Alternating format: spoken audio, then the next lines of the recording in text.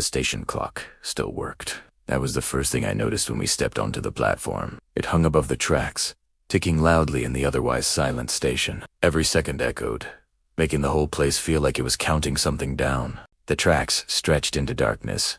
Old posters peeled from the walls, and a single train sat abandoned on the far line, its interior lights flickering faintly. Rail stations are built for movement, so standing still in one just feels wrong. We moved along the platform in a staggered line, using kiosks and pillars for cover, scanning the train windows and overhead walkways. The sound of our boots mixed with the steady tick of the clock. Our task was to clear the station and the train before moving into the service tunnels below. I took position behind a pillar, watching the open train doors across from me. The interior looked empty at first, just rows of seats and motionless handrails.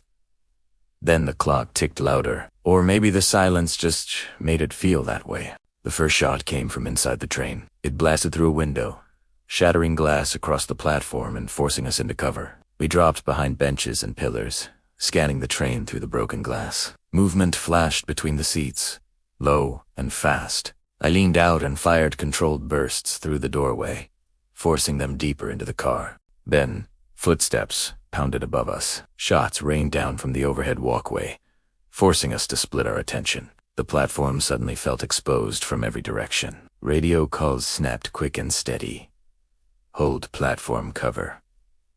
Watch walkway. Maintain spacing. Glass crunched under my boots as I shifted behind a ticket kiosk for a better angle. The train lights flickered again, turning the interior into flashes of shadow and dim yellow light. Gunfire echoed violently through the station, the roof amplifying every shot. Minutes passed in sharp bursts of action and tense silence. The firing from the walkway slowed, then stopped completely.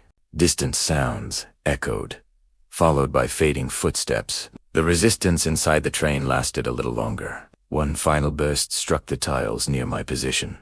Then the flickering lights inside went dark.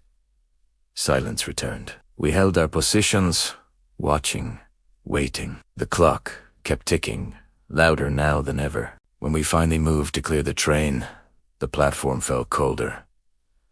The abandoned cars sat still, seats empty. As we prepared to move down toward the tunnels, I glanced up at the clock again. The second hand moved smoothly, counting forward like nothing had happened. That station stayed with me, because time kept moving there, even when everything else had stopped. And sometimes, hearing that steady ticking in the middle of silence can be louder than any noise that came before it. Thanks for watching. Remember to follow 4 more stories like this.